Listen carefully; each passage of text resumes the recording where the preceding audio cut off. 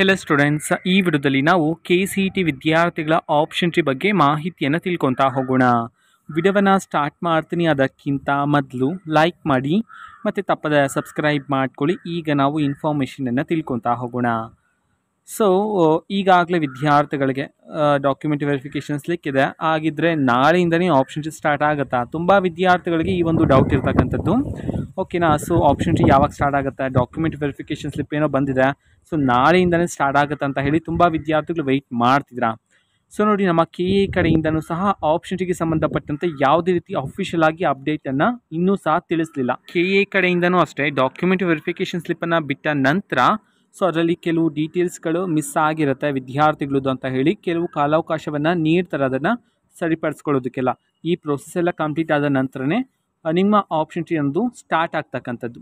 ಓಕೆನಾ? So option tree just link ಬಿಟ್ಬಿಡಲ್ಲ ನಮ್ಮ KA ಕಡೆಯಿಂದ, ಅದರ ಅಫಿಷಿಯಲ್ ನೋಟಿಫಿಕೇಷನ್ ಸಹ ತಿಳಿಸ್ತಾರೆ. ಮೀನ್ಸ್ ಯಾವ ದಿನಾಂಕದ ಒಳಗಡೆ ನೀವು ಆಪ್ಷನ್ ಟ್ರೀ ಮಾಡಬೇಕಂತ ಹೇಳಿ ಲಿಂಕ್ನ ಜೊತೆಗೇ ಅಫಿಷಿಯಲ್ ನೋಟಿಫಿಕೇಷನ್ ಸಹ ತಿಳಿಸ್ತಾರೆ KA ಕಡೆಯಿಂದ.